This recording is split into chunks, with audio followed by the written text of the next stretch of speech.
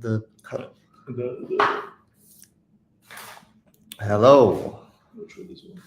Welcome. Good evening. Actually, this is the first good evening I can say to everyone in the US. Yes, how's it going, everyone? We're good. We're good. This is the earliest in the morning I've ever seen Benji. Benji usually works on a very late schedule, and yeah. Shahid, I think it's like 4 a.m. So I can see he's not smiling. Usually he's got a big smile on his face. Morning.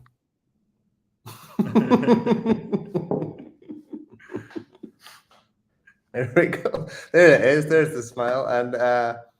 And Zach and Nick, I believe, are away for the weekend for Zach's birthday. I think they're in Nepal. Oh, they've cut off.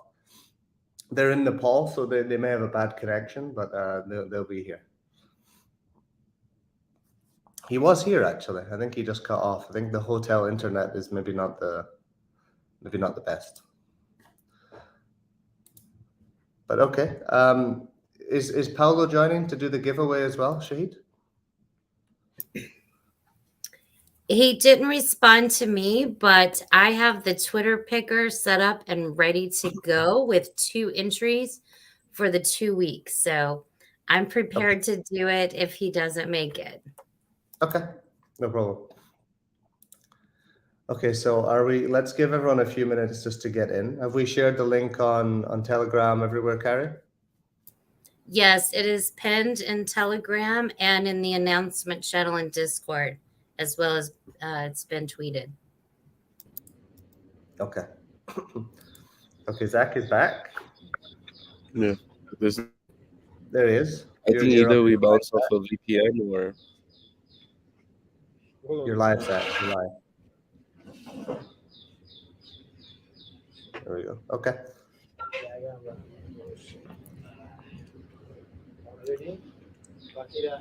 Okay. So should we just get started? Do we want to start off with? Oh, it's weird having Benji beside me.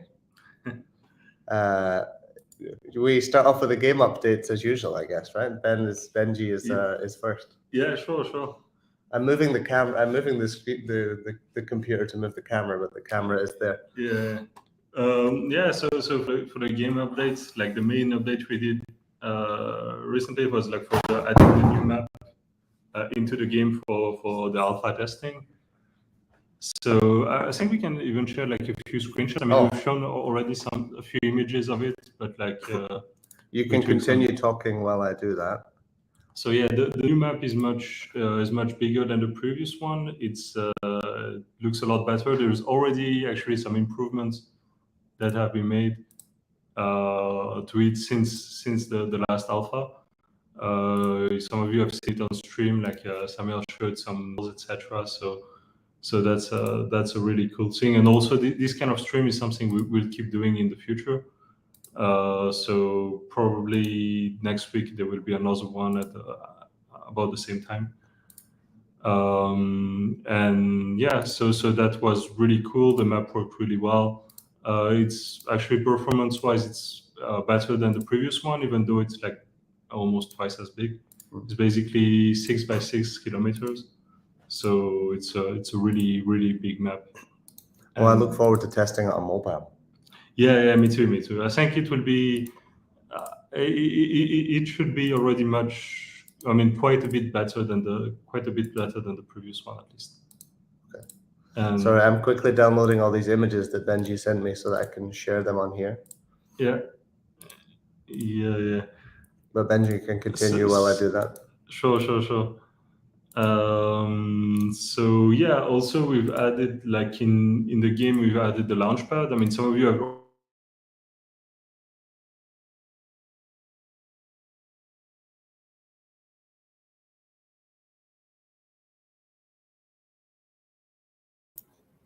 I can't hear you anymore, Benji. I don't know if that's just me. If anyone else can verify. I lost as well, Carrie. You can hear me though, right? Yes, I can hear you, Shahid. Is the volume as low as like 4 a.m. or do I need to put the volume up? No, you're good. We can hear you just fine. Sorry, at what point did we cut off, guys? You were Benji was talking about the launch pads and saying some of Okay, you. not that long ago. Not that long ago. That's fine. Okay. It was like a 10-second cut off. Our Wi-Fi in the office has had issues recently. It just restarted itself. And I was on another screen downloading all the images to show you, so we didn't see that we had cut off. Okay, let me where do you usually upload them? You just as an overlay, right? Yeah, I think so. Okay, let me. Which one would you like to share, Benji? I don't. Okay. We can show the video of the launchpad. I think that could be. Yeah, this one. Okay.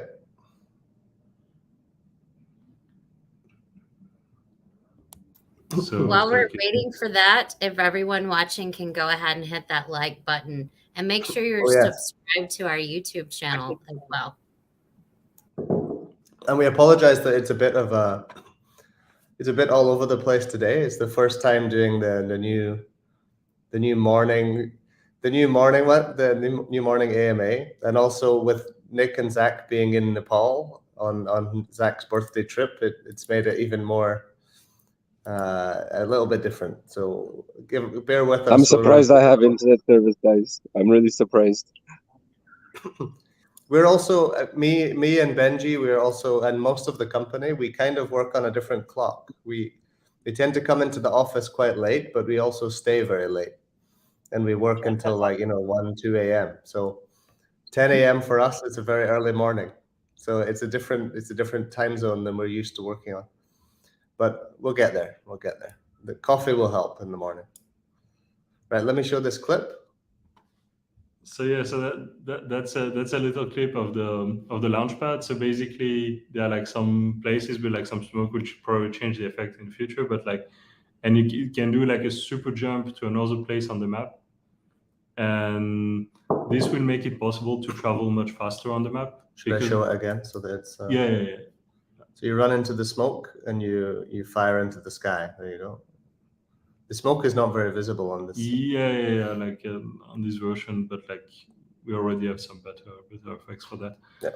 So since the map is so huge, it will be really useful to travel different places, and it's also a very fun way to kind of travel over the map. Can make also very interesting for the level design. So let's say like if you have an enemy and you need to kill it to get to the launch pad, to get to some like flying island or something. And then you can get maybe a chest or something like that. So I think that will be a very cool mechanic in the future. We're adding lots of them on the map right now. So I think it will be. I think we discussed last week that we could have the. I don't know if we decided if we would do this or not, but we could have the launch pads being Bezogi launch pads. Yeah. And if you've not reached a certain amount level to overcome like the Bezogi trick, then you get fired in the wrong direction. Yeah. Instead of going to the island or whatever you wanted to actually go to, you may just go in completely the wrong direction. So I think that could be really fun. Yeah. So I think that would be pretty cool. I mean, I think like maybe there are like a couple of images of the. Okay, let me show of the new map. At least the version we've added. Like let me just add them all. I'll add them all. Okay, I'll let you continue talking while we upload. Yeah. Also, like we've added like the new Bezogi model, so like it's kind of an upgraded version. Yeah. That I can show. Yeah. So I think this is the new one. So it has better proportions. It has like a neck, which is better than before. Also the vertex points, like the distribution of the points on the model is a lot better than before. It used to be not really uniform, and so for performance wise, like the quality was not as good as actually what it used in performance. So it's like this is a lot better than before. So it's a pretty cool upgrade. It's not something very visible, but it's he has a mouth as well. Yeah. He has a mouth that has like a black inside, whereas before I think it wasn't like that, right? Yeah. Like it's. And then he has a a little this bit is- of junk in the trunk. Yeah, this is the old version. So this is the This is the old one, Yeah, and then compared to this is the new one, right? Yeah. Yeah. So if we don't have a back on Oh version. yeah, should have shown a. But like, he does have a little bit of junk in the trunk, as you can see. It's sort of sticking out compared to before. He was sort of a bit hunchbacked. You know, he was sort of a little bit like this before, and then now he's standing in a much nicer posture. Yeah, with the neck and everything. He does look. The animations look a lot better in game. With this it's mostly for that we changed it. We kind of wanted to have like kind of an upgrade for it to make it more. Yeah, the animation look a lot better with it. So that's pretty good. Oh, and speaking of animations, I think we have an animation. Oh yeah. Like, oh, I didn't upload it yet. Oh, sorry. Okay. I know a lot of people will have seen this other animation on Discord and on Telegram, but we should maybe show it once on here. Let me remove the other image overlay first. I think a lot of people enjoyed this guy. So this is basically the walking animation of Donald Pump. You'll notice he has very small hands. The animator even animated the nipples moving there. So I tried to upload this to Discord and I had to remove the explicit filters so that I was able to upload it. It wouldn't let me. It kept banning my content, saying it was explicit. So I had to remove all the filters from the Discord so that I could upload. Right? So that makes him even better to me. So that was kind of the highlight of my day that day when it said explicit. You can't upload this content. I thought, I mean, it is fairly explicit. He's an explicit kind of guy, is Donald Pump. So he's looking good, and he'll be. I think he'll be about 3 times the height of a Bezogi. Even more, I think. Even more. Okay. Even a bit more. Yeah. And he'll be very rare. The goal is that it's very hard to find a Donald Pump. Yeah. And it will be like a really, really hard enemy to kill. So it will be kind of like a map boss. Kind of like the Lionels. Yeah. The Lionels in Zelda. For those that know, I think we've talked about this a lot of times, but the Lionels in Zelda are sort of what he'll be like. And we'll have Donald Dump. I think they're working on Donald Dump right now as well. So Donald Dump will be coming very soon too. Yeah. Okay. I think it would be a lot of fun. Do we have more images that you'd like to talk through? Yeah, Maybe I think we can just show. Do you want to flick through? Okay, yeah. Like so like we have like this is like some images of the new map, the way it looks right now. And so like as you can see, like it's much bigger than before. We've already shown some of it. But like like it's really big. There's a much more diversity on the map. Different areas have a different feeling. It's really, I think it works really well in the game. Like it's basically a big island. It's like different, like a group of islands. Can we try switching to? I don't know if we can. No, there's no way we can do it. I just wanted to see if we could show ourselves at the same time as we. Okay. It's fine. At the same time as the images, but it seems not possible. And yeah, basically there's like much more diversity in places on the map, like flying places that are difficult to access. And all this will make quests and the gameplay much more interesting, much more. The light bridge. People really like the light bridges. Yeah, I walked over one of the light bridges with I think it was Mike James. And I can imagine in VR it would be incredible. I think it would be maybe too scary for VR. It might be a bit scary, but like that would. I would be. I don't think I would want to walk over the light bridge if it was in VR. To be honest, I think that would maybe be. Yeah. Because it's basically completely transparent. Yeah. And you look through it, and you're looking down, and it's really high up. Carrie, you were with us, right, when we went over the light bridge? Me and Mike James. Yeah, so I heard y'all's conversation about how awesome it was, but I was kind of exploring in the dark, and while you guys were on the sky bridge, I fell through some space in somewhere around Bullish Mountain, and then went through the map and landed in lava. So I had to go back and start over. But yes, I was still able to hear y'all's conversation and y'all exploring the Sky Bridge. I just haven't seen it yet.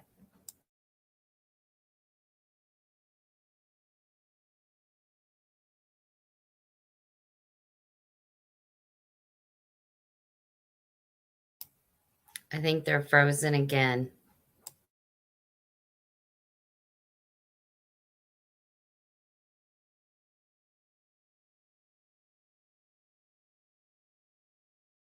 Should give it a minute or two. Yeah, they'll be back on.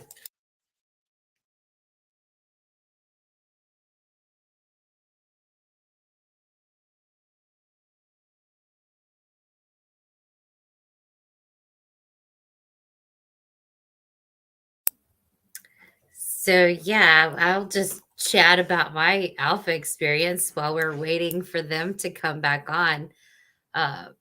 When I was in the alpha session on Thursday night, I didn't even get to see most of the new map because I knew exactly where to go, like the places we went to for the birthday parties. So I was excited to go to those launch pads.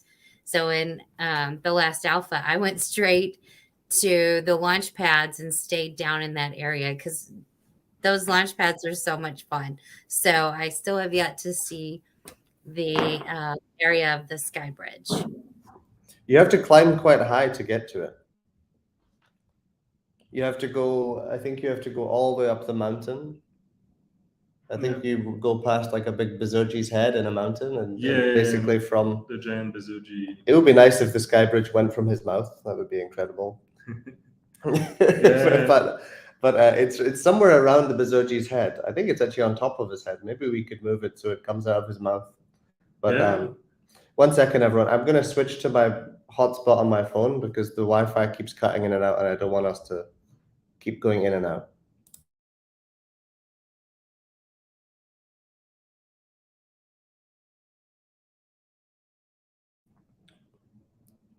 Okay, is that better? Yes, we can hear and see you guys just fine. Okay, so that should be fine because the Wi-Fi recently we need to buy a new router for the office. It keeps cutting off. So okay. Is there anything else on maybe on the game? The one thing that we wanted to discuss was was there anything else you wanted to go over? Yeah, I mean the like small things, I think, but we can talk about the pools, I think. Yeah, we have some quite big updates to how the pools within the game, the reward pools will work.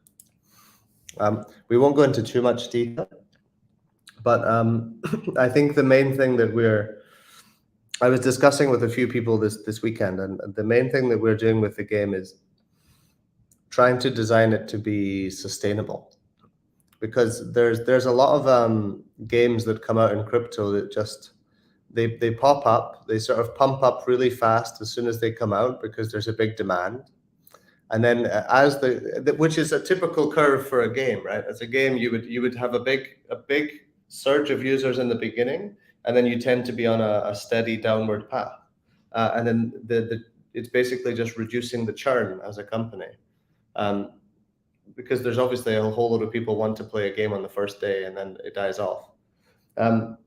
But what we want to do is try and make it the token, the MBLK token and Bezoge itself be sustainable, and the earnings within the game be sustainable, even if that happens. So we're sort of looking through the Steam numbers of all these different games, because some games do have a big peak at the start and then slow churn. Some games have like a peak and then down a bit and keep slowly sort of going upwards. There's a whole load of different situations for different games. So we are sort of taking those games, running simulations to see how our tokenomics will work in all of these different scenarios, so that we can try and make something that will work well. But I do think that what we're doing with the pools is quite revolutionary, actually, because it basically will if what you usually have is especially in play to earn games, as the player growth slows down, the earnings also go down. right? Because the earnings in the game are pinned to the amount of people buying the token in order to buy things in the game necessarily, and maybe buy things in the game, but also for maybe breeding new characters and all this sort of stuff, like Axie. So Axie went crazy in the beginning because there was such a huge demand of new players. And then as you have all these players and there's no new players coming, everyone is selling. And so the price of SLP just went down because there was no buying pressure anymore. But what we're trying to do is design something that, and as SLP goes down, the US dollar value is going down and you earn less in the game every day. So what we're trying to make is sort of a stable amount that you'll earn to a certain extent. But also when the player growth goes down, the earning in the game should actually go up, right? I mean, at least we think it will. We need to run more simulations, but the way that we've sort of designed it is that there's a pool of earnings that you can earn, and if there's more people taking from that pool, sort of like a staking pool, the more people that stake, the less the APY is. We have sort of very similar in the game, that the more people that are completing each quest, the less you earn, and that means that the quests towards the end of the game there's much less people taking from them. So there'll be much higher yield, essentially, in terms of if you're looking at it from a crypto APY perspective, because they're the same size pool. There's just less people taking from it. And so you end up with this sort of distribution of the earnings in the game that will slowly become more and more tilted towards the end game, which then encourages people in the game to spend their tokens on buying weapons and leveling up in order to get to that end game first, because those pools will just be getting bigger and bigger every day. We'll keep adding to them. We add to all the pools equally, essentially. And so as more and more people get towards the end of the game, they'll actually start earning a lot more. So you might have low earnings at the start of the game, but your earnings will go up as you level up through the game, but just naturally through pools by having less players at the end of the game. And basically, in general, that's just how it would work. So you'll have this huge incentive at the start of the game to level up quickly and buy a lot of weapons and items, and so you can get to the end of the game fast. And then basically, if the players at the beginning were to drop off and there's less new players coming, the pools at the start, the earning will also go up, right? Because we're still adding to the pools every day. So the earnings will basically go up as people leave. So there's a lot more to it, especially with how we keep replenishing the pools with what people spend in the game and a lot of this sort of stuff as well. But it should work. It should be very sustainable, and it'll make the game a little bit like yield farming to a certain extent, that you'll have to look for the best yield, especially with the weapon, the enemies, sorry, because we'll have pools for enemies as well. So you might come in today and you'll see that one enemy is getting like let's say 200% yield. You can come in and you can see which enemies are being killed most often. And the rarer ones, of course, will have bigger pools because less people are attacking them and finding them. So that's something we're doing in the game. And I think it's quite interesting. I'm being told by Nick to emphasize something else, but I think we'll talk about it a little bit later. I could talk about it now, actually. We're also the one of the big things that we'll be coming out with very soon is staking as well. So alongside the pools, the reason I'm talking a lot about pools is because staking is very similar. We're also doing something that I've not seen in the play to earn space. I've not really seen anything else in the crypto space that's doing what we're doing with the pools, with the fixed and dynamic pools. So our staking will have two different types of earning. One will be fixed. And when I say fixed, it's that we'll have a certain amount of MBLK that are linearly released over 3 years. So basically you'll come in and you'll know exactly how much MBLK is being released every day. So that's the fixed APY. And then we also have dynamic APY. So the dynamic APY will change based on a lot of different things. For example, all of the summoning costs. So which is probably something like $100 to $200 per Bezogi, something around that number. It will be a varying number, but we're going to test a few things and simulate some different situations to see how it works. But somewhere around $100 to $200 to summon a Bezogi. All of that will be going into the staking pools as rewards for people that are staking Bezoge.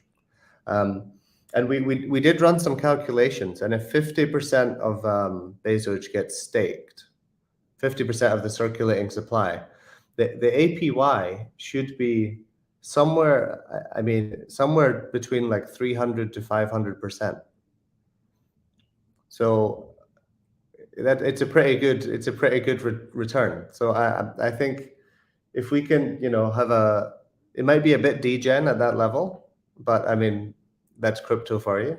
But I think if there's 300 to 500%, the hope there is also that would bring in a lot of demand for people to buy Bezoge, because if you're able to get 300 to 500% returns on it, it's a pretty good deal. And then, of course, with more people buying Bezoge, that bring the price up, which would then make the APY go down, and it would level out somewhere that's a good number, somewhere around, you know, 30 to 50%, something like that. That's more sustainable, and I think it should be really good, because essentially, being a holder of Bezoge, you become a stakeholder in the game, because the summoning costs all come to Bezoge holders. We'll have some of the NFT royalties will be coming to people that have staked Bezoge. You'll be able to stake for 1 month, 3 months, and 1 year. So if for some people that might want to be a little bit more short term, they could also stake and get some advantage out of it. But I'm also being told by Nick, this is not financial advice. Yeah, that is correct. This is he said, don't forget to mention that this is not financial advice. This is getting an APY on tokens that are utility tokens purely. So the main reason you would want blocks is to spend them in the game, right? I mean, it's not a financial investment necessarily. It's about accumulating more tokens that you can use in the ecosystem. So I think that's about it. But we will have, most likely 1 month, 3 month, and 1 year staking. With obviously the majority of the staking rewards, probably around 70%, will be going to the 1 year stakers. So we would like to believe that a lot of people will move into the 1 year staking. And something that people also should take note is, when we have staking, if you imagine we have 50% of the total supply locked up, that's essentially, from a market cap perspective, we're going to burn. It's not actually being burnt, but we're going to remove 25% of the total supply.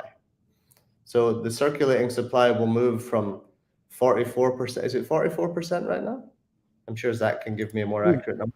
I think it's about 44%, right? The 44 quad now. Yeah. Is that right?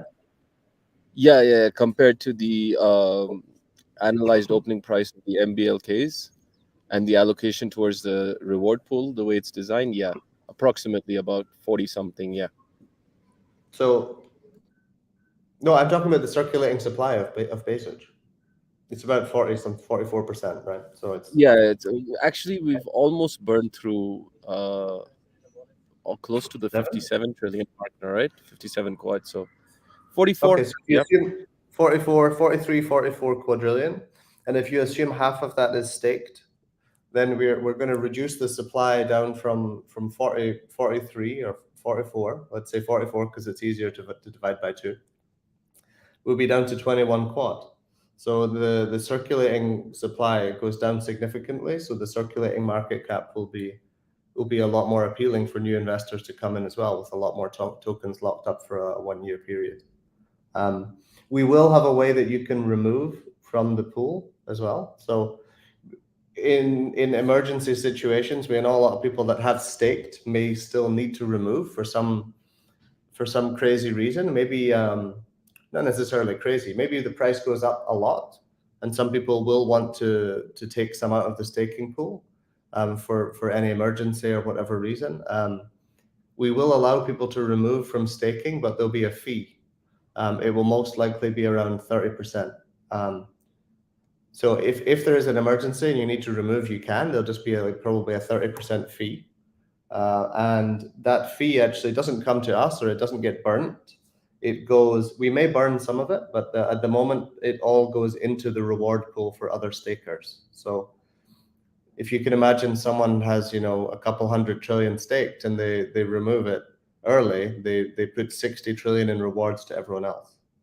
So that's one of the other rewards. That's one of the dynamic rewards that we have in the staking pool. So I know this will probably be appealing to a lot of people because of, I know a lot of people had a lot of Luna staked, and they just had to, that was one of the things that we kind of want to protect against here. People just had to watch their Luna crash to zero. Like they had to just watch it because they were staked and there was zero way to remove from the staking pool. So they just watched it go from, let's say, $100 all the way down to like 0.0000 sometime. I don't know how many zeros they added.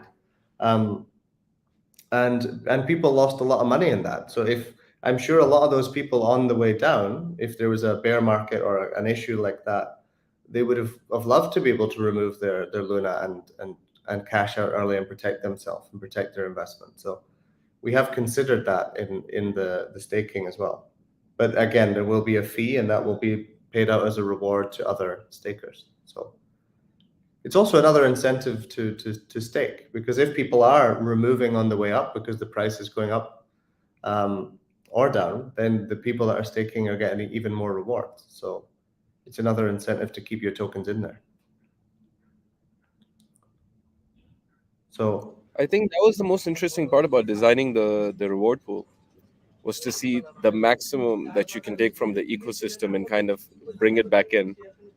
So other than the reward itself for staking, the game sharing of the revenues, as well as the fees coming back, this is quite like a community reward pool in its true ideology and vision. Actually, so it was a lot of fun designing this. Actually, yeah, I mean, in a with sense, Steve, without risking being classed as a security by someone. In a sense, by owning Bezoge tokens and staking them, you sort of become a shareholder of the game, or at least a stakeholder of the game, right? You get a lot of because we just circulate all the tokens. So it's not like when people pay for summoning, they're not paying us to summon a Bezogi. They're paying holders of Bezoge tokens, right? Because all of the summoning costs go directly into the pool, and it's sort of an ecosystem where everything is circulated. And the same with the earning. We talked about the earning pools. When people buy MBLK, top them up into the game and mint weapons, or mint any armor or anything in game, they spend the MBLK in game. That actually goes into the earning pool. So the more people are spending in the game and topping up to spend, the more the other players will be earning. So it's basically the same sort of ecosystem as the staking is happening in the game. So there's sort of two ways that you can earn from the ecosystem. One is to actually stake your Bezoge tokens and get a portion of everything. And the other is to play the game and get a portion of what everyone is spending in the game, along with a huge portion of the MBLK supply that we'll be giving out on a daily basis. But I think that it will actually go up and up. The earnings, as more people are spending in the game, the earnings will actually go up on a sort of a dynamic basis. So it's not like there'll just be a fixed amount that because I know, let's say you played Axie, I know you could earn about 10, I think, is it 10 or 20 SLP a day? I know there was a hard limit on each Axie can earn a certain amount of SLP. Whereas we're much more dynamic in terms of, if there's more to give out, we give more out, but we do it in a very sustainable way. So we know how much we're giving out on a daily basis, and it's sort of, that is fixed, but it's shared among all the players, and it's shared. It's not direct. It's not the same at whatever progress you have in the game. The higher you progress, the more you're going to earn, and so it makes it a lot more sustainable. Because if we were to give out $20 a day, let's say, I think Axie, that was the peak, you were able to earn about $20, $30 a day. If we give that to every single player, it becomes unsustainable very quickly. Because if we have 1 million daily active users and we're giving out $20 a day to each player, we have $20 million a day of selling pressure. which is crazy. Right? I mean, $20 million every single day of selling pressure is not sustainable. So if we're able to allow you to have the potential of earning, your $20, $30 a day, but it'll require leveling up and working your way through the game and getting to the end. And maybe in the beginning, you earn 50 cents, $1 a day, and you work your way up, but you have enough to keep progressing and get more powerful weapons and complete quests. And you always have the chance of getting high value loots on every quest. So, some people in the early game might earn a lot more because they'll complete the right quests and get the right loots. But yeah, it's going to be a much more interesting and more sustainable ecosystem. I think that what we're trying to build here is just something sustainable. We don't want a big pump and then a big dump when the game comes out, because it's not advantageous for anyone, and especially the people that invest a lot into their Bezogis, into characters and weapons in the game. If the token price just falls off a cliff, it's not advantageous for anyone. So yeah, I think that's my part. Sorry, I talked for a long time now, as usual. Sorry, I was actually switching spots because it was a little loud. But Steve, think about it. From the launch of the token itself, it's actually paid back. So it starts from there. Bezoge has always kind of paid to hold from the reflections that people have received. So this is just a way of accelerating things now. Quick question though: how do you think the burn would get affected with the staking? I can tell you, if there's a lot of funds moving into staking, for example, I mean, if just based on if 50% of the circulating supply was to stake, you're instantly going to burn 0.5%. So we'll burn 500 trillion.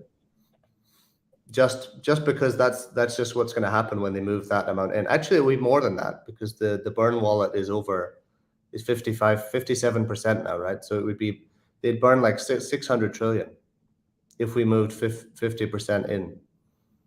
So yeah, I mean, it's a lot. It's a lot. And so imagine if people are going to put that in, and then in order to take it back out, they're going to have to burn again, right? Because there's 2% each way. So actually we're going to burn but if half of the circulating supply stakes, we'll probably burn over a quad. I mean, not probably. I mean, we will burn over a quad.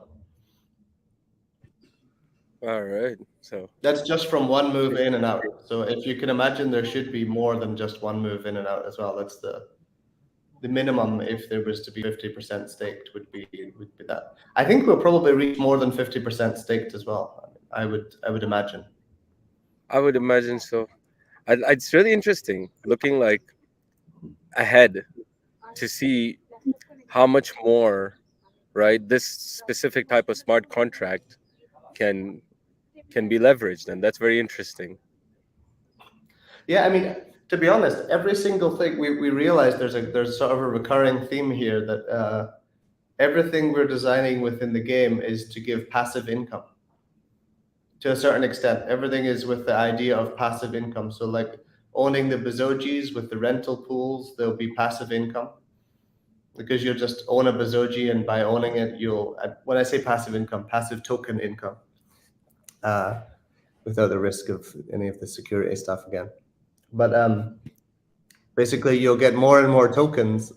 The more people are playing the game, the more you're going to get in terms of MBLK, tokens for owning Bezogis just by owning them. And then the same for the staking. You stake, and you'll get part of the on-chain transaction value. I don't want to say, there's a different word I could use to make it easier, but it's more of the on-chain transaction amount will just go directly into the staking reward pool. And then what am I missing? And then the pools in the game as well. So we're kind of taking the pool methodology and adding it into the game, which I've never seen in a game either. I don't know if no crypto game that I've looked at has the reward pools. As far as I know. For the earning, especially the way we're doing it. I've never seen anything like it, because the good thing about it is, like I said, the less players there are, it actually drives it actually drives the earning up. And so it's sort of in both directions. If there's a huge growth of new players, the earning will go up because more people will be incentivized to buy blocks, to mint weapons to get to the end. Because when you get to the end, the earnings are much higher. So there's incentive when the players are growing to get to the end of the pools, the bigger pools at the end of the game, because there's the pools at the start of the game are a lot smaller. And then as the player growth drops, the earning of overall will just also go up, because the pools are getting bigger and because there's less players. And so there's constant incentive to come into the game as new players. And then, of course, as the pools at the top become too saturated and there's too many people towards the end of the game, that's where we bring out expansions to the game. And we create more pools that are even further along in the game, which is just how every MMORPG would work. Once everyone in World of Warcraft is level 50, I think it was at the start, then 60, then they increase it to 60. So there's constant for the high level players. They're not getting bored either. They always have some new content to work on. And of course, as their earning begins to get a bit saturated, that's when we bring out the higher level pools again. So you can just constantly keep expanding. It allows us to sort of develop the game like a regular game and not have to think too much about the crypto side of things. And it should incentivize players the whole way around without making it unfair and not fun. And actually, the yield farming of we thought about it. The way that you'll actually kill enemies will be sort of yield farming. I mean, because people farm resources in games, and you'll be running around killing it. If you're just one of those people that wants to farm, you'll be able to come in and see the yield of each different enemy. Because if more people are killing keyboard warriors, for example, today, then their yield will be lower because there's more being taken out of the pool. So you might want to go see the trolls are maybe sitting at 150%. Or I just gave away another enemy, actually. I don't think we've released the troll yet. Coming back to the staking, I'd love to get Shahid's perspective onto it. Because I know, I'm pretty sure he's seen some other DeFi stuff.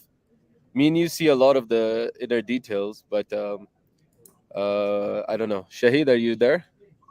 Yeah. So, On in general, when you see it from a market perspective, from an experience perspective, from a usability point of view, what are your thoughts?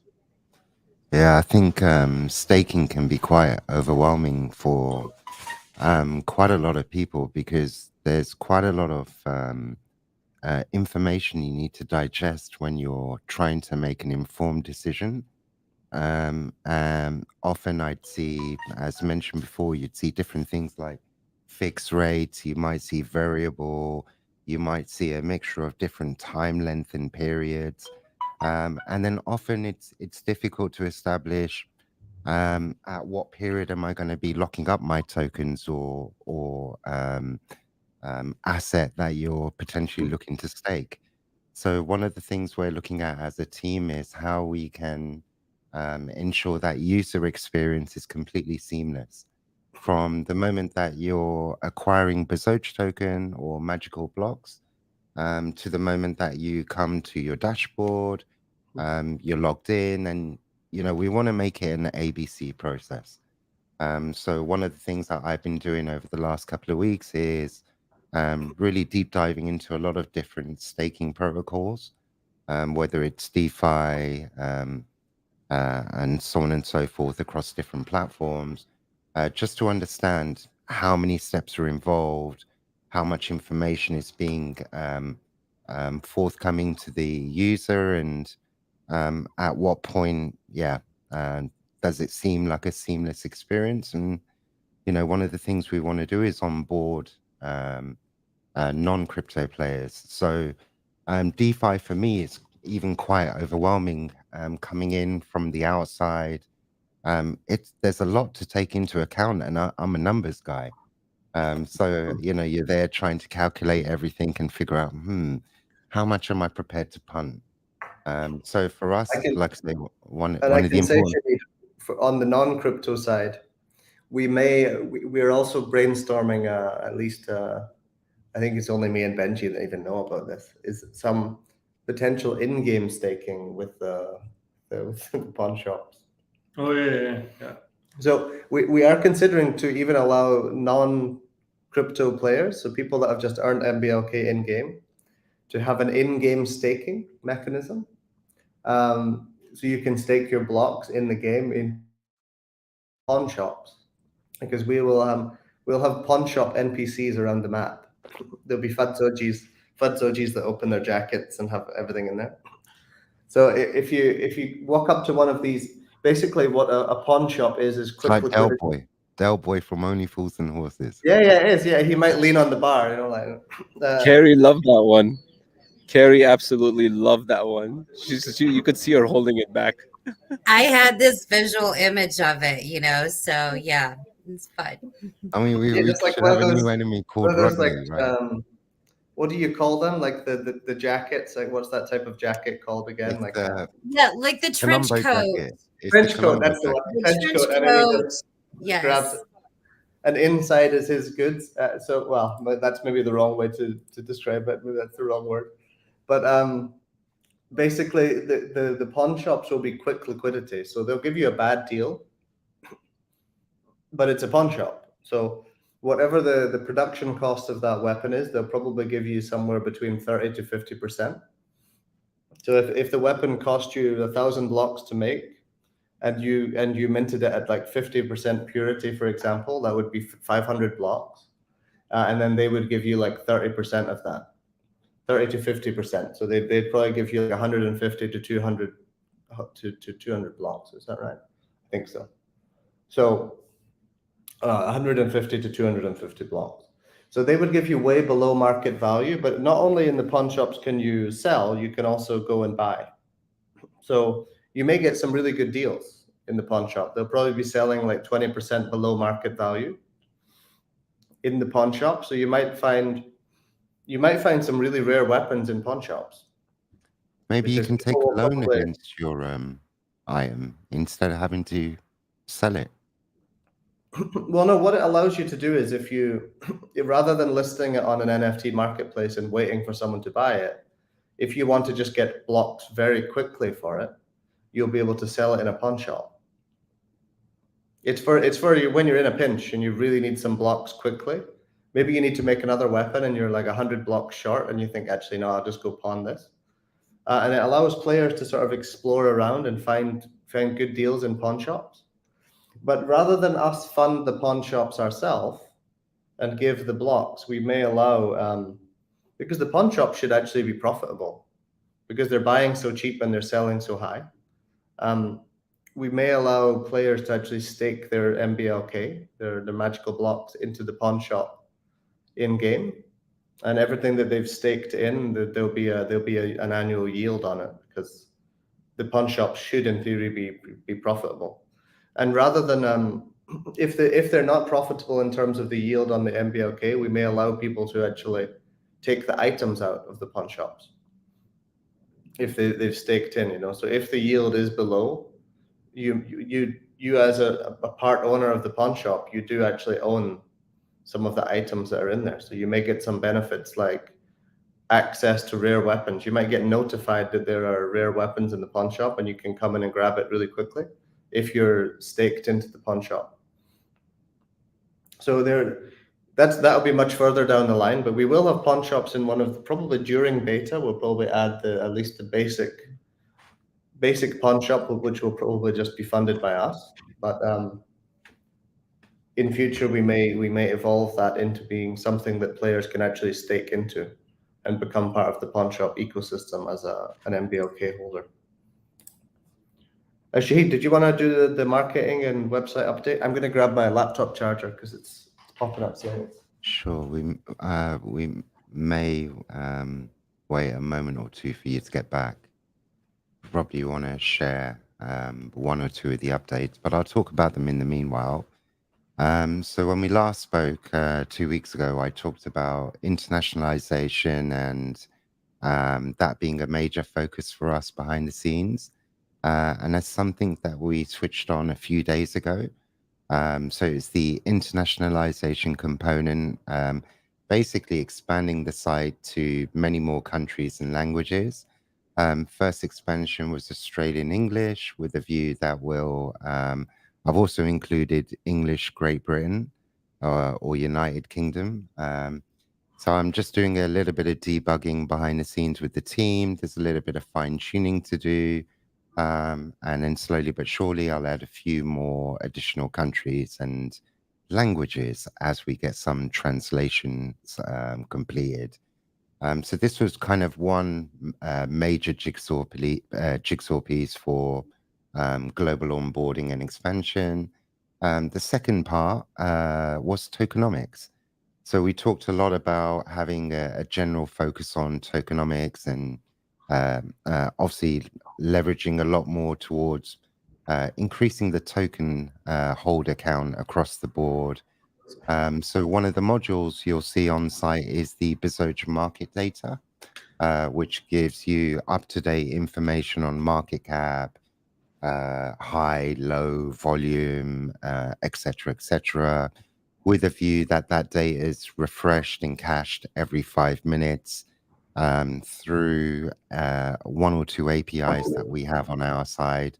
So a lot of the work that's gone behind the scenes is one is developing this application protocol interface, which simply fetches data from lots of different resources. We then have to store that data, and we typically store it in a database on our side, and then we present that data to you on screen, obviously on the front end side. So these were the two major updates for us in marketing. So just to recap, internationalization and tokenomics. Yeah, would you add anything, Steve? No, I was just saying to Benji, I love how you called it an application protocol interface rather than just an API. You're just making it sound very complex. That's going to be the engineer in me. I could hear it. I like it. I've never heard someone call an API application protocol interface in my life. Oh wow. It's the first for everything. Cool. Do you want to share on screen? Maybe should we go through and share the site? You could share if you want. I'm on my laptop without an extra screen here, so it's a bit. I'm not used to the one tiny screen. I'm used to having like 4 screens, and it's a bit overwhelming actually just having one. But we've not shown any comments on the screen yet this week. Let me go back and see if there's Yeah, I was thinking about that too, and when you were sharing all the images earlier, and I've been reading them to try to mentally keep up with what everyone's asking. So when I get to my point, I'll go back. What's the general tone today, Carrie? Win everything, win staking, win. I had my list of questions, but as I'm sitting here listening to Steve talk, I'm like, okay, I just want this all to happen now because I'm so excited. I can't wait for it all. Me personally. Oh, and I didn't even get started on the storyline of the game either. I mean, there's been a lot of the lore. Good old lore. Well, the lore, but also the entire storyline. We've got a lot of progress on it, and I think I can't reveal too much about it, but it's so good. I can see Ben just smiling when he hears it. He knows what it is as well. So he's just it's I think that the storyline of the game is going to really. I think it'll blow people away. I mean, hopefully it will. I think it brings so much meaning to what you're doing in the game. I think does that make sense, right? Yeah. It brings a lot of meaning, and it makes a lot of sense as to what the goal of the Bezogi is, why they exist, how the whole world exists, like who created it. And I think it brings a lot of purpose to why you're running around killing all these enemies, that you know exactly why you're doing it. It's not you're giving too much. You don't want to give too much away before the no, I'm not going to give too much away. Zach, can I mute Zach? I'm having a bit of difficulty with my mic and my camera. I'm trying my best. Carry on I can tell Carrie on a private call, but I can't tell anything else on this stream. Let's wait until we have the full the copywriters. We have all the story in a big timeline and everything is written out, but we've not actually written the articles on every single part of the storyline yet in the timeline. So even just looking at the timeline is really cool. What happened and how the world was created, like the genesis event of the world, you know, and then evolving all the way down to like why are you fighting all these enemies in the game? Like, what is the goal here? Zach knows what the goal is, and I think it's a really cool goal. It's a really cool goal that the Bezogi have, actually. It's everyone's goal. It's humanity's vision. It's basically the goal of crypto. You'll find out. You'll find out. It's really Yeah. cool. And there's a What do lot we of have people here? saying I'll share screenshot. One white Yeah, paper. Just to quickly recap on marketing. So in the top right corner, you'll see a little world icon. This will be your internationalization or language country selector. Typically common placement on most global platforms or global sites. And as mentioned or sharing with you all today, Bezoge.com by default, English US is our standard. This is standard across the board in many ways, shapes or forms, shapes and forms. The very first expansion language was English Australian. Second is Great Britain, and then I'll proceed with New Zealand, South Africa, Malaysia, Singapore, quite a lot of the APAC region, and the secondary language would then be Spanish as soon as we have some translations completed, with a view that we'd focus on LATAM, Brazil, a lot of Latin America and not European Spanish, because this is very much where our target markets are and focus for onboarding players globally, which makes a lot of sense for us. Yeah, these would probably be the two things I'd share. And here is the tokenomics section. No one likes seeing a bit of red, but yeah, markets generally are. Yeah, maybe that's a topic for another time. But regardless of market conditions, one thing we as a team. We should have a separate stream sometime, Shahid, where you come on and do your Shahid's TA. I think a lot of people in the community like Shahid's point and figure TA analysis of the markets. It's kind of fun. You should maybe come on once a week and do you're the TA with Shahid. Maybe. Yeah, we could talk about that. But what I do love showing here is like, look, regardless of the markets, and there have been the question, what are you guys doing when the markets are down? I mean, we're no different to any other mature business. We don't stop building. The price is a byproduct of all the effort that we put in, regardless of market conditions. So whether market's up, down, red, black, blue is kind of irrelevant. Every day we understand what goal and what purpose we need to achieve. We have our timeline. We know what we're bringing to the world for Q3, Q2, and that goal doesn't stop. So for us, we know what we need to achieve. We know what everyone's waiting for.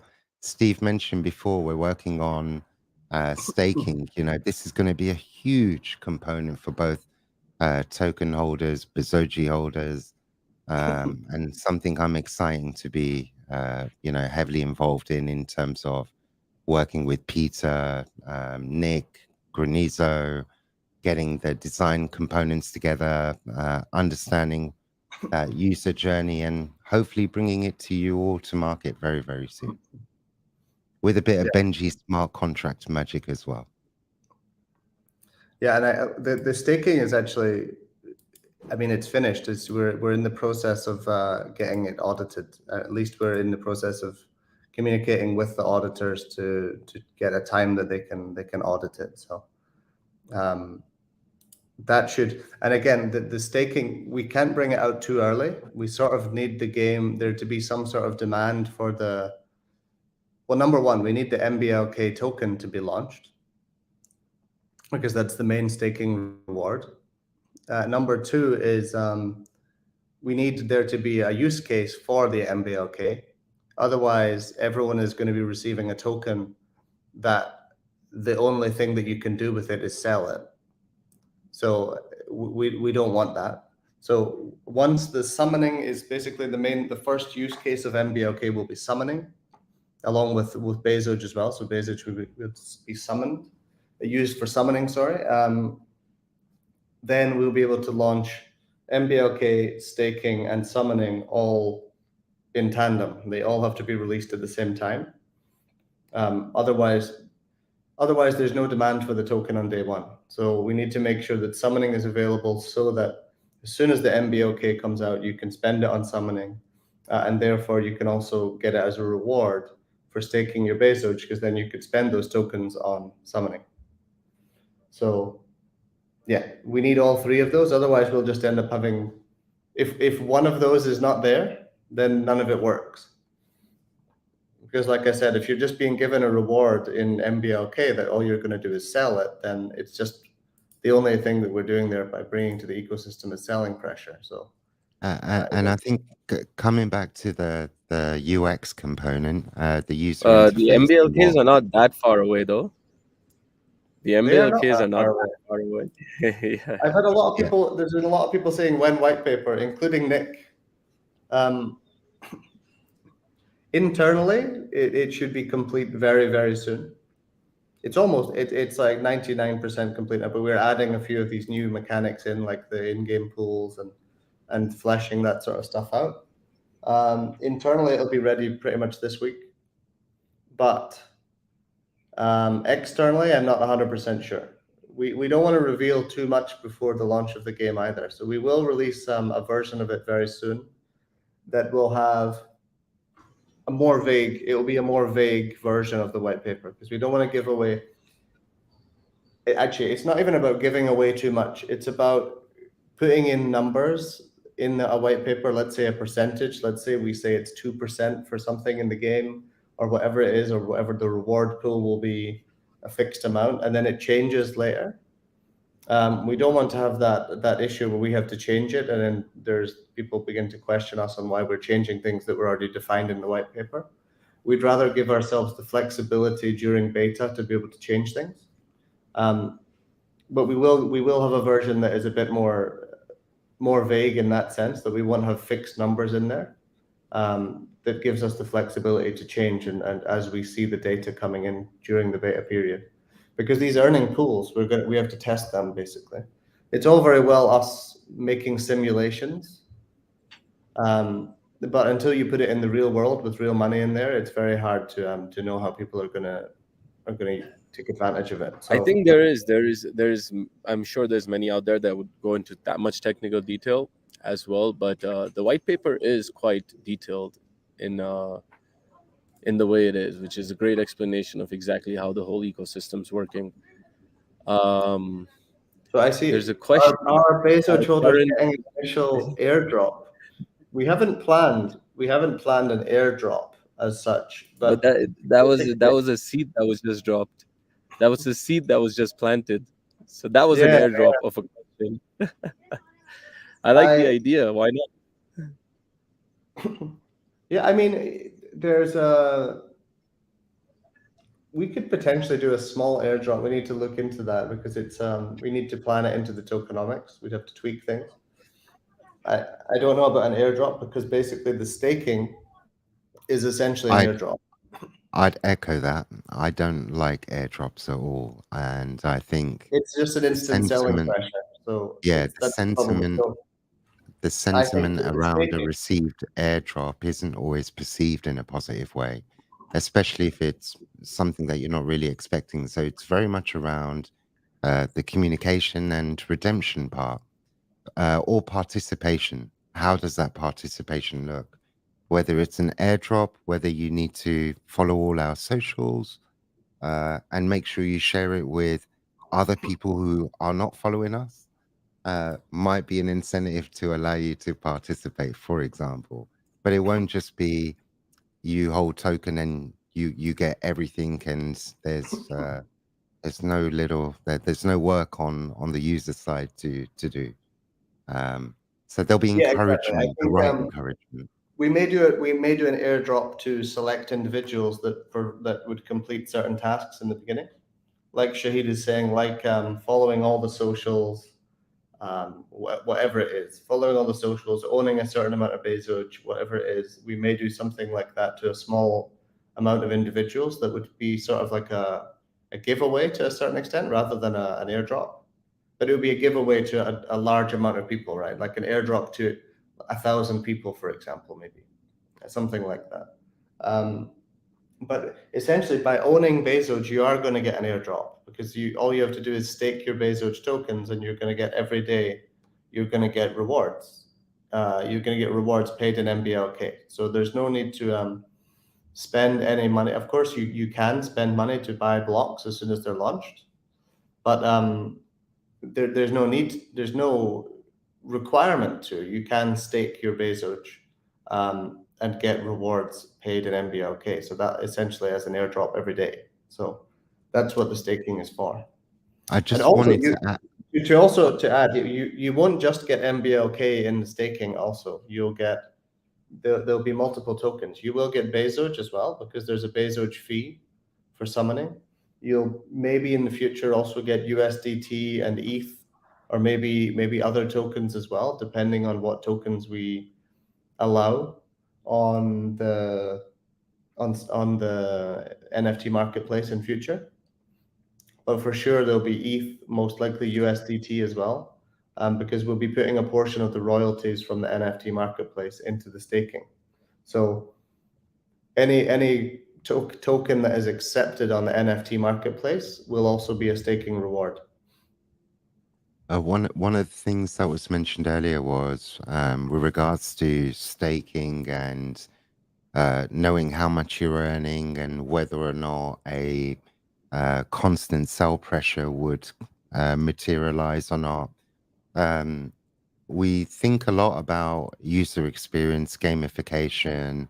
What does it mean to the end user? So one of the things I'm looking at from a user interface perspective is where's the right incentive mechanic or language for the user? So I'm going to use the example of a rewards program from hotels.com.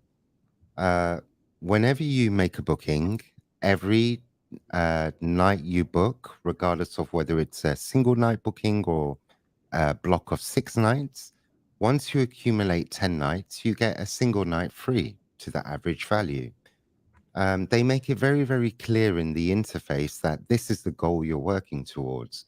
So with our staking mechanism and staking protocol, there will be different different visual parameters at play. So for example, it might be that if you stake for another 20 days, you're this far away from achieving that level 3 weapon. So we can include some dynamic Gamification of staking. exactly a lot of goal, and here's actually what you're trying to achieve, as opposed to, hey, Well, that's you're also staking. that's also something that we want to add into staking. I hadn't mentioned it, but we probably will. For stakers, there'll also most likely be NFT rewards. Exactly. So it's not just about getting MBLK. We'll also put NFTs in there to people that have staked Bezoge, and you'll be able to earn NFTs as part of your staking rewards that you can use in game. So it's not just it's not just it's not a black and white mechanism. And no, we're completely open about what rewards we'll bring in, because we want the value in our ecosystem actually to be more in the NFT ecosystem rather than in just MBLK. Because if it's just MBLK, then MBLK becomes a token that everyone wants to sell. So what we want MBLK to be is a token that everyone wants to buy. Well, there might be more reward in the weapon and the NFT itself. So if you know, actually, I'm 300 blocks away from being able to get that level 3 weapon, and I know the market rate for that level 3 weapon, there'll be a bit of a mathematic economics factor at play where users will need to also figure out, is this going to be my best journey or is that my best journey?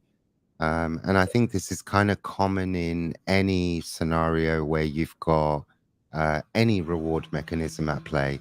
I remember working at a gambling company and we had 2 PhD mathematicians, and their only goal, 2 brothers actually, their only goal was to take down the house with PhD level maths. Sometimes they beat the house, sometimes they lost. When I left last, many years ago, they were up against the house, but that's not often. And some people's purpose is simply to play with numbers and figure out what the different, what a different journey might yield them. Yeah, I mean that's kind of the joy of this is there's no right answer to anything. Yeah. We're going to keep trying a lot of different things. We're going to come up with as many creative ideas as we can. But I do believe that what we have designed in terms of the way the pools will work in the game, with everything will work in the game, that we should have. There should constantly be buying pressure on MBLK itself. It's designed to be bought. It's designed to be bought and used in game in order to create NFTs, weapons and armor in the game that will allow you to get to the higher level and then increase your MBLK earnings. And then you use those earnings to get even more powerful weapons that will get you to the next level, and you'll basically never get to the end. And that's how games work, right? As soon as you get to the end, there's a new version out. There's an expansion, and there's another end, and it's essentially never ending. So the goal for us as a game developer will be to make sure we constantly bring out fresh content and extend the world of Bezogia, so that these players that have reached the end constantly have new content to explore and discover and to complete. That's basically what game design is. So that's what we'll be doing, and I think that it makes a lot of sense. We'll have to test it in beta and tweak all the pools and all this sort of stuff, because no one's ever done this with the pools before. I'm fairly confident that it'll go well, but we'll see. Beta will be testing that, and then of course, I see someone saying Battle Arena PvP. PvP will also be another place that people want to spend their blocks. So yeah, for sure. So again, PvP, the good thing about PvP earning as well is you're not earning from the system. You're not earning from us, you're earning from other players. So the amount of tokens that are in circulating supply stays the same with PvP. In fact, it'll probably go down because there'll most likely be a small cost for entering PvP that goes into the earning pool for all the other players in the game as well. So let's say 5% or something like that, 5-10%. But yeah, that's basically how that'll work.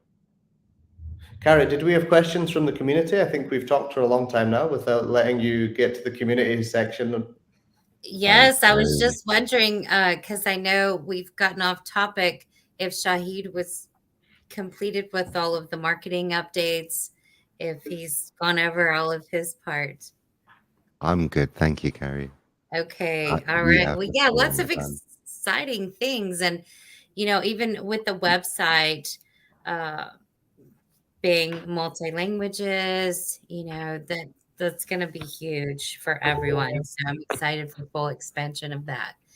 I can say that the community absolutely loved getting to watch the live game development last week with Samuel. And I watched that. Yes, I watched it until 3 a.m. I couldn't stop watching. I saw you in there. I didn't know if you fell asleep. No, I was lying in bed, like half asleep with one eye on it. I couldn't stop watching. I wanted to see it. I was really enjoying it. I've never seen him build the world before because he's in France, right? So yes, I see the characters being built, the weapons, everything being built, but we don't get to see the world, which is kind of the most exciting part. So when I saw it, I was like, no, my wife was beside me. She was furious.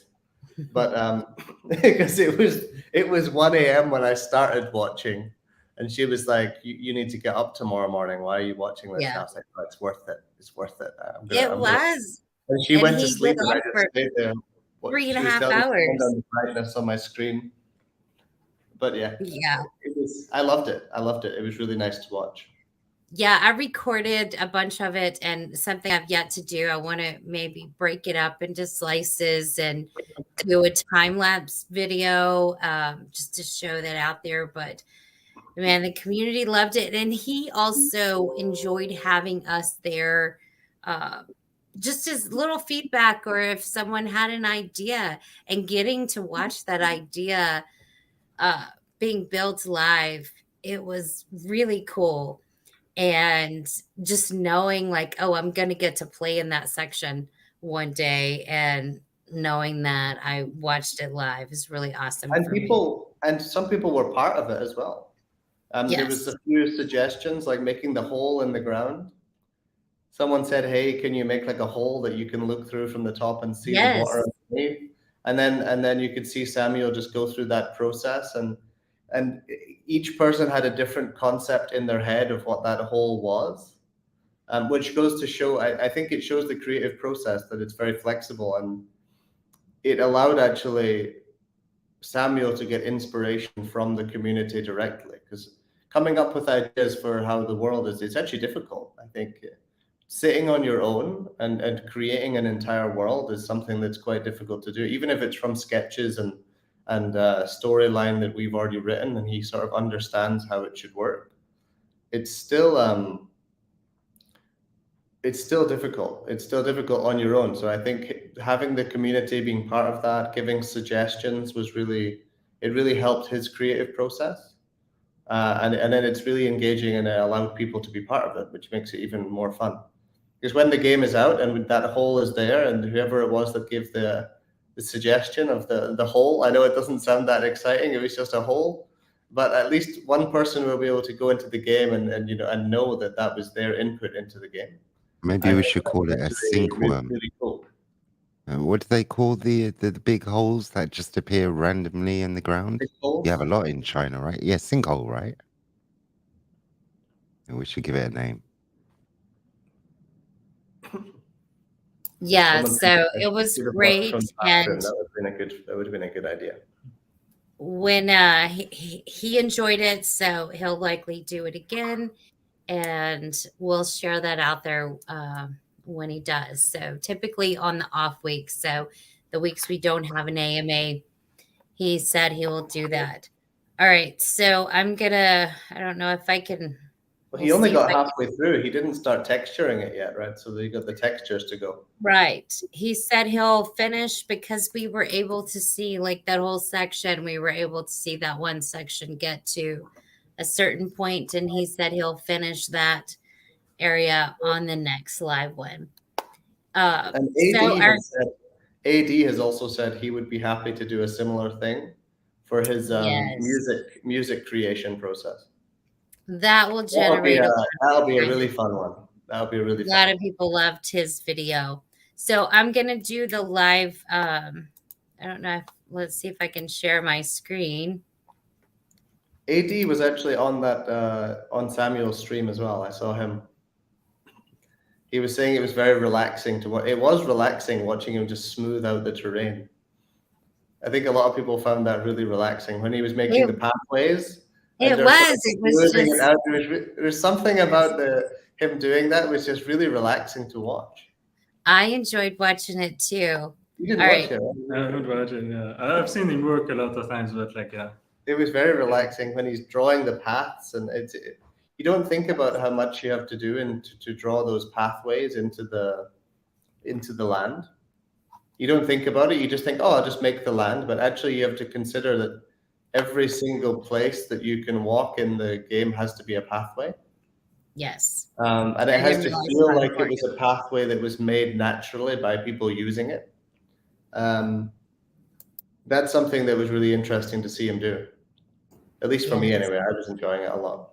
It was. All right. So I'm having issues sharing my screen. But what I did, I already had the Twitter picker set up, and have it to pick 2 winners for the 2 weeks since Do we I need didn't to give you share access or something? No, it should be fine. No, hold on. I think let me try it again.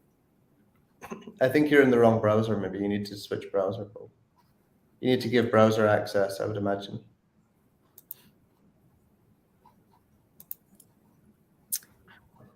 Yeah, it's okay. I'm not gonna.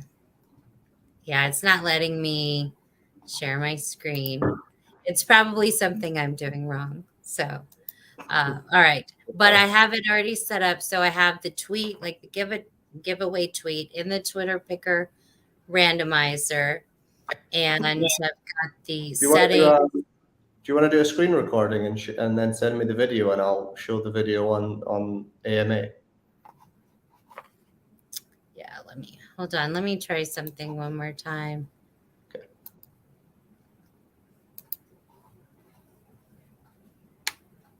Did we have any other questions in the meanwhile, Carrie? Yeah, so while I'm trying to figure this out, I can ask a few questions.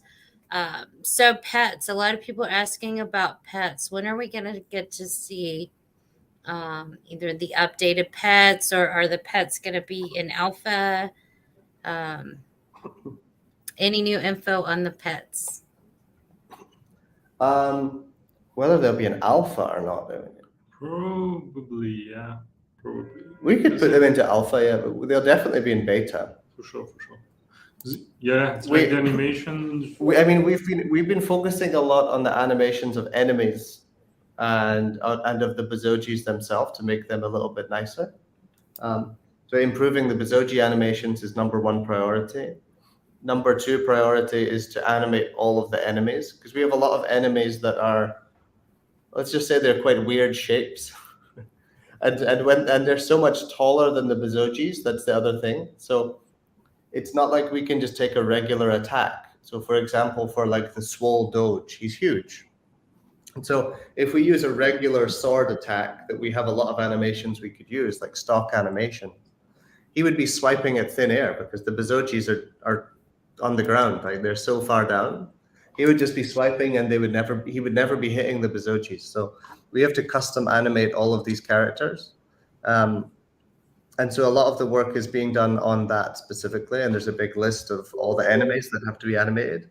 And then the pets will be, oh, there's Carrie's got her screen sharing. Okay, and then the good. pets will be animated after that. All right. I'm going to go ahead and do this. Okay. All right. So it only had 217 entries loaded.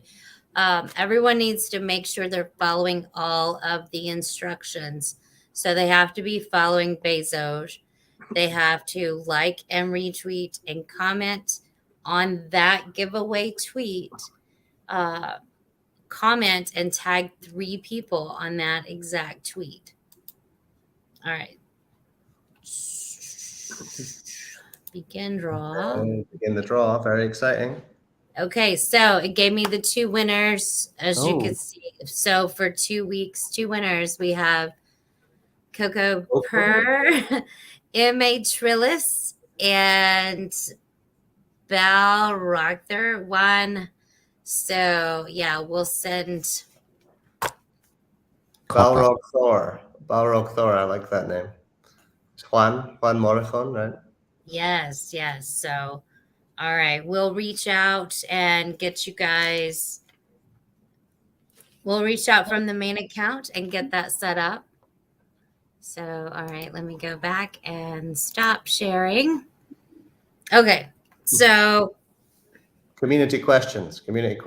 Yes. By the way, one before we start on that, we're in the office today. I know. Yeah. People were commenting that they get to see the office instead of your little we have room backgrounds. Yeah, the team have slowly been filtering in as we've been on the call. Yes, we can see people working and moving in the background. So that's awesome. Sorry. Okay, yeah, I'm kind of like a little distracted. I'm blown away with all the staking and rewards info we heard tonight. It's exciting stuff. And all right, so back to my questions. One give a question. little tour in a second, by the way. I can take the camera and we'll do a POV. We could do a POV in the office maybe. Okay.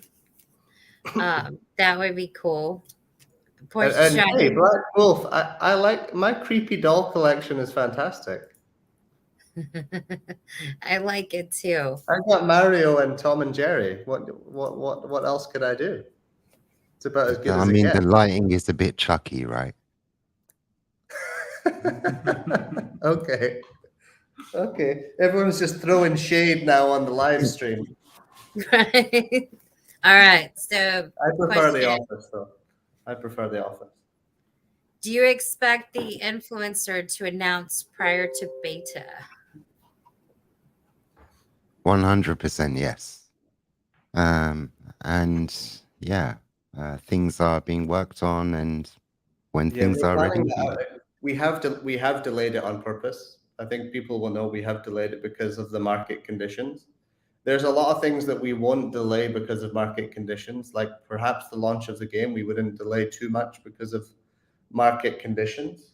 But I think in this case, when it's especially because of what we are doing with the influencer that we've not announced yet, it doesn't make sense to do it when the market's like it is right now. So it has been delayed a little bit, and there will be doing a lot of the design of the launch with the influencer a little bit differently to focus on some different KPIs in-house rather than what we were doing before. So there's been a lot of evolution on that, but it's still happening, and we're just in the process of planning it out still.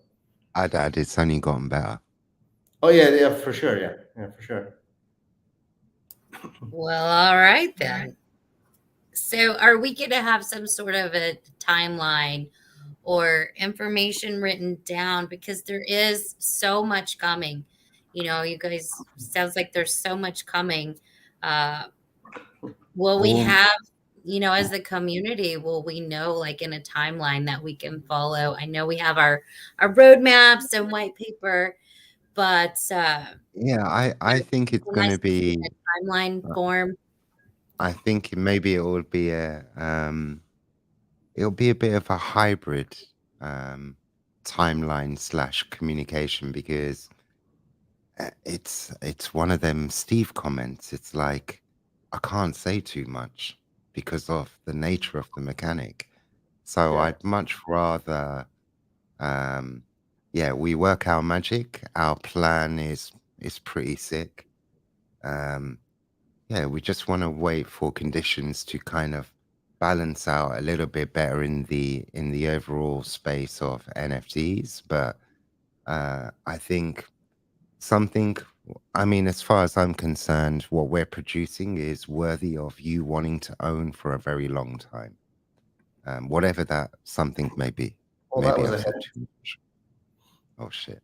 That was Okay. that was a hint and a half.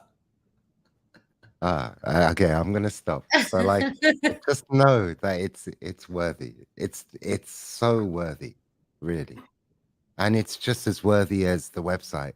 The website for us, for me, for us as a team it's the best work in the crypto space. This is what we want to echo across everything we do. Well, So- I have 100% faith in you guys. I know we will not be disappointed. So I have a question. In this timeline of all the other things you've got with staking and influencers and beta and everything else, will land sales come after beta launch, or do you guys have the land sales worked in there? Or Land sales. So there's a couple of things that we have in the pipeline. I think that people know. One is weapons, one is land sales, and the other is the auctioning of the purebreds. So we're because a lot of people won't know that there's still how many? 24? I think there's 24 purebreds that have done. Well, there's 8 times 4, so which is 32. Yeah, there's 24 left. there's 24 purebreds left of all the other colors. So like the yellow, red, blue, green, orange, and white. There we go. I knew there was one that I was going to get stuck on there. But Shahid, you're muted. But these purebreds have not been released yet. They'll be added to the supply of the Bezogi before summoning is opened. And we may auction them. We may take some feedback from community on what they would like. We could do something interesting like put those purebreds into the land, a little bit what the other side did in Bored Ape. I don't know if people saw the land for Bored Ape. They added characters into the land. We could consider doing something like that. Yeah, a bit like the coders, right? And the coders acted as a separate NFT to the land, so it had a huge amount of additional value. Yeah, so we may consider something like that where we actually add these purebreds into the land. So by buying the land, you may get the chance of a purebred. I think that would be a really cool way to do it, especially seeing as there's only 24 of them left. But land for sure will be before main launch or in line with main launch, probably just before main launch, the first plots of land. I think during beta it doesn't make that much sense because one of the main draws for the land is the passive income of the land, right? Not rental, but like the royalty income that you have on the land, because any enemies that are or quests that are completed on your land, you'll get a little cut of the blocks. I'd call it the kill distribution. The kill distribution, yeah, kind of, yeah, exactly. So I think you may get lucky that your land has a pawn shop on it as well, So we kind of need the main game to be close to launch before we launch the land. So it'll be just before the main launch of the game, I would say. Otherwise, people will have a lot of land that has no value in the meantime. At least that's the way we look at it. We don't want to be one of those projects that keeps releasing NFTs and land and taking more and more money out of the community without a real product there. We'd like to have all of these products being released as close to launch as possible, so that once people get these NFTs, they go straight into action and they're being used instantly. We don't want people to have to hold that land for 6 months or a year before they actually start to get anything back out of it, right? We don't want it to be pure speculation. We'd like it to be a real product as soon as people buy it, basically. Yeah, and just people are investing real money into it, right? So we don't want to just hold people's money and spend it on development. We have enough funds to do the development ourselves without selling land. So I was having a look at Bezogi and Petzogi on Opensea, as I do, on quite a frequent basis, but I hadn't looked maybe for the last week or two, just while we're grafting away behind the scenes. But it was a pleasant surprise to see that the origin blocks, where they are considered an unwrapped Bezogi, could be one of those pure breeds. But the floor price, and we don't talk about floor often, this will probably be the first and last time we talk about floor price, but yeah, 1.1 ETH for a Bezogi origin block. I mean, I can remember when they were trading for 0.4, 0.5. So yeah, and there aren't that many for sale. So you might want to. There might be some benefits in the future for holding Bezogi and origin blocks. Who knows? Who knows? I hear someone's. All right. No financial advice. Not financial advice. Yeah, no NFA. Not financial advice. I'm going to do one more quick screen share because I got sent a DM of something I just want to highlight from a community member. So let me share my screen again real quick. If I can. And after we finish this community section, I'll end the AMA with a tour of the office. I don't know if I should join on my phone and walk around. Maybe I should. Let me see if I can join on my phone. You can continue. I wanted to highlight this. This was handmade by a community member. the Bezogi. He molded it, and Bezoge Mob is the proud owner of it. I have to highlight it. It's so awesome and fun, and it perfectly lines up with Bezoge Mob there. So yeah, I just had to highlight that real quick. Oh, wait, was it a comment that you wanted to highlight? Oh, did you not see my image? No, we saw like an infinite loop of the stream. Let When me. you shared your screen, we saw the stream but in like an infinite loop because the stream was. Maybe you shared the wrong screen. All right, let me try this again. Can you see that? Wait a second, I can't see anything. The Wait, Bezogi? it's Or loading. no? It's loading Is it for still me. stuck on the loop? It's loading for me. Is it showing for anyone else? Okay, maybe it's not working now. Technical issues. Well, I just was trying to highlight Bezoge Mob has an NFT that was made by a community member so apparently I was just streaming the stream. So Timestamp God on Twitter handmade and Do you want to send a link to me and I can share it? Yeah, let me send it to you and see if you can share it. And then we'll do the office tour. Let me send it to me on Telegram and I'll yeah, you were streaming the streamception, as Scorsagian is saying. There was that sort of infinite loop of a stream within a stream within a stream within a stream like that. All right, I just sent it to you. No, okay, I've seen this. Yeah, okay, so let me share it here.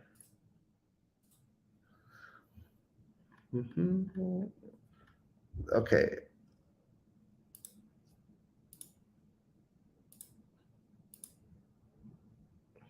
One second, Carrie. There you go. You can discuss. Oh, have we frozen? Can you hear us, Carrie?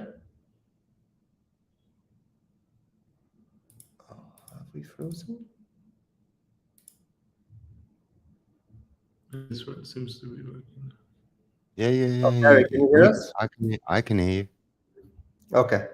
It was Carrie that was frozen. Okay. Can you still hear us, Shahid? Yeah, it's all good. Okay, so it's Carrie's connection that is frozen. So Carrie, did you I want to know. describe the image on screen? The Bezogi with the bottle of whiskey.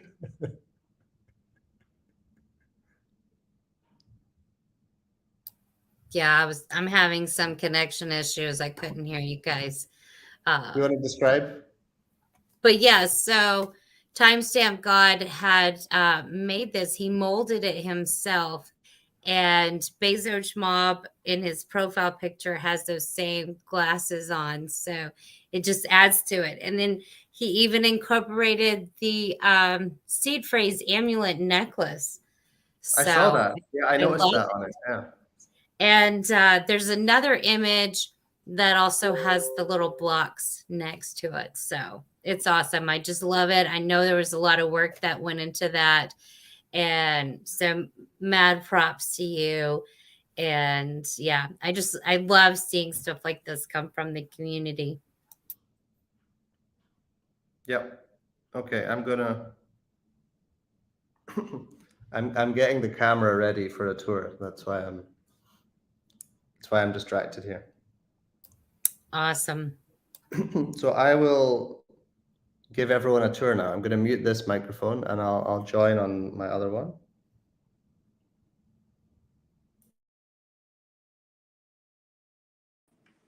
Okay, can everyone hear me? Yes. Can you hear me? You can, right? I can hear you.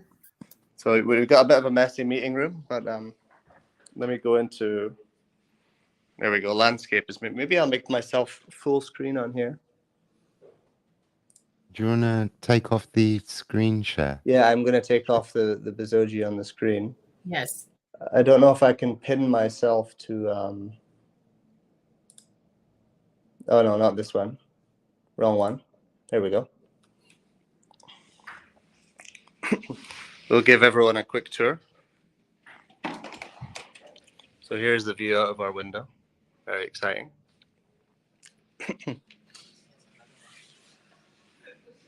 And here we go.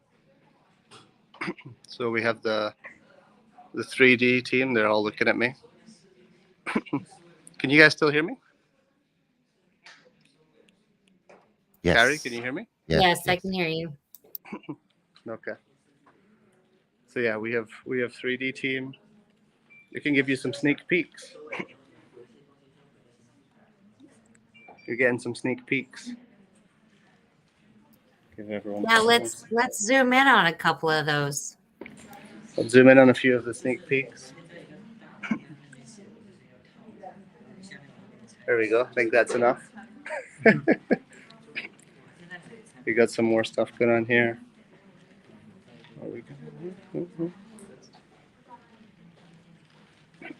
We got a bit of work on Donald Dump. There we go. So this is the bear version of Donald Pump, which is Donald Dump. And we got some animation work going on the Bezogis here.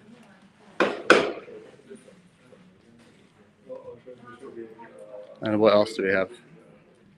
You're really getting some behind the scenes here. Okay. And then we have the main development team here. And Benji sits over there. And then there's a lot of actually Bezoge merchandise in the background. You can see those big packs of stuff in the corner. That's all hats and hoodies and merchandise. Right, I'm going to come back to the regular camera now. In our meeting room, of course. Where me and Benji are sitting right now.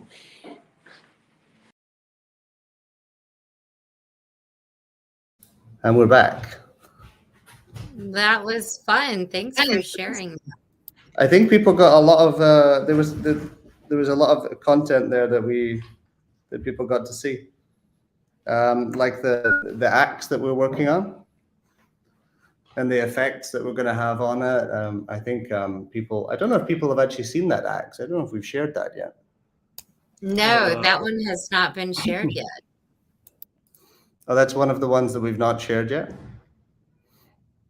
I thought it was one of the ones that we have shared. That's kind of why I showed it. Okay. No, no, that one has not been shared. Okay. That may be, I'm not 100% sure on the name of that actually. I think it's called the margin call. But I'm not 100% sure if that was the right axe. That was the margin call axe. But yeah. You get I think it was too pretty 3D... to be the margin. It was too pretty to be the margin call. Well, we basically have, well, it was a Shield Zogian margin call. It was blue, right? So basically we have the 3D team that are all sitting right behind me. We have and the animator sitting right there. We have the effects guy. The screen that I showed you was the effects guy. That whole section there is the 3D team. Sitting directly behind them is sort of the UI and 2D art, like concept artists. And then on the other side, beside the window that I showed you, are the main development team. There's a few of them that are not here right now, actually. There's a couple of people. Some of them come late because Benji works quite late. Benji usually comes to the office in the afternoon and works late. So there's a few of the developers that don't come until the afternoon. Someone said they didn't see a coffee maker. There is a coffee maker. There's two coffee machines in the background beside the fridge. I didn't give you a tour of the coffee machine. I didn't think people would be very interested in our coffee machines. But I have a cup of coffee here that I made using the coffee machine. So we have 2 coffee machines. And actually, but in China, a lot of people would rather drink tea than coffee. So we have a big selection of different tea bags and stuff for the Chinese team, because people prefer to drink tea than coffee. And we have a fridge filled with Red Bull as well. And Benji has his like Chinese version of Monster or something. I don't. Yeah. Benji drinks this So like bad. weird energy drink. It's not Red Bull. It's something very similar to Red Bull, but the sort of the Chinese version of Red Bull. The Wish version. Yeah. Benji prefers that to the Red Bull. But yeah, that is the office. So everyone has had a little bit of a tour. We're probably going to expand into the office next door very soon as well, because as you can see, it's pretty much full. So we're probably going to take the office next door and expand very soon as well, so that we can hire more people here. Someone says show some legs. Yeah, I think I showed a little bit too of my shorts and Benji's legs on the stream. We're quite casual in the office because it's very hot. I think it's in Celsius, it's like 32, 34 degrees today. And the office gets quite hot, so we're quite casual in terms of wearing shorts and t-shirt in the office. But yeah, that's hopefully people liked it. Will Bezogis be able to teabag enemies? They kind of can. Oh, they can crouch. Yeah, they can crouch. I know that's a thing on, especially in PvP. That's usually, I know in a lot of FPS games, people like to. Yeah. I can't believe we're talking about this on stream, but people like to teabag their enemies after they kill them. So maybe. Yes, I didn't want to bring that conversation up, but I do see it discussed in a lot of other games. But I'm going to end the questions for me for there. Thanks for the awesome tour. I know Port Shahid, what is it, like 5 a.m.? Probably needs It's to get 6 now. It's sleep. almost 6, I think. So, yeah. Is there anything else you guys want to add for us before we sign off? We're hitting about, almost 2 hours now. Oh yeah, sorry. Actually, I'm going to move this back as well. There we go. I just realized that I was full screen. But no, I think that's it from my side. Hopefully everyone liked the little office tour. We can maybe have some more content in the office in future to show people what's going on. I think it would be nice to have a little bit more of the behind the scenes from people in the Chinese office and what we're developing on the game. But yeah, for sure we can share a little bit more. I know that the team here has been briefed to make what they are creating more available to us in order to share it to the community, because I think that people would like. You need to know what Benji drinks. Someone wants to. Benji's drinking some tea right now. It's not that exciting. Yeah. But he's usually drinking. The jasmine tea. Is there any? It's all finished in the fridge, right? Or do you have some? No, but I took some in the way. So just like. Well, just to end it, Benji will show you his. He brought some from the shop on the way. His Chinese energy drinks. Yep. Oh, he has a Monster as well. Yeah. People are getting a preview of what Benji drinks on a daily. Very healthy. Like that's the morning. The camera here. Yeah. That's the morning. You want to show it a bit closer? Yeah. This is Benji's So morning drink. It's not sponsored, but like if you know someone at Hong Kong or someone at Monster, we kind of interested. Yeah, very healthy, Scorsese, Black Wolf tinting. Sorry. Yeah.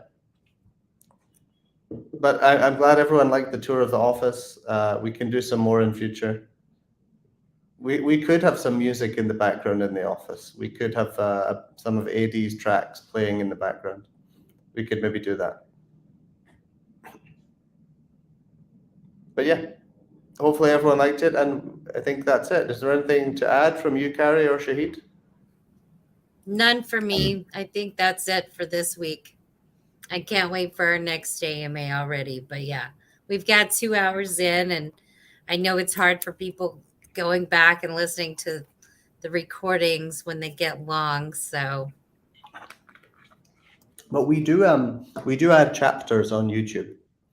So if yes. people are specifically looking to skip to the specific content, you can click the chapter and skip to the marketing updates or the development. Today's development updates were very long because I talked for a long time. I didn't really let Benji talk very much. This is the problem with me sitting beside Benji. You weren't here last week, right? Or the previous one? The previous Me? AMA? Did you have off? Who was off on the previous AMA? No, it's just because I'm literally sitting beside him. Usually we're on separate cameras, so it's a bit more difficult for me to talk over him. But when I'm sitting right beside him, I have a habit of talking over people, so I apologize for that. But I mean, I think we give away a lot. The pool. I think the main things are the pools in the game are going to be very interesting. They're going to allow people to essentially allow people to earn a lot of blocks if they get to the end of the game quickly, which will incentivize more people to come into the game and to buy things, buy armor and mint weapons within the game. Staking will be coming very soon. It should be 300 to 500% APY in the beginning at least, And a slick experience. And it should be it's very simple, very slick experience that will show your different earnings for the fixed earnings and then the more dynamic earnings. And what else is there? What else is were the key things, Carrie? We had internationalization, tokenomics. So quite obviously a lot more focus on really increasing our token holders and giving much more emphasis to the mechanics of our tokens in general. We have a lot going on game development, but as mentioned before, there's two sides to Bezoge, the economics with token and the ecosystem with the game and the player base and rental mechanics. Well, also, this is only one of our offices. We also have an office in Pakistan. We are setting up an office in Dubai. We have a lot of people working remote, like Shahid and Carrie, that are just sitting at home now.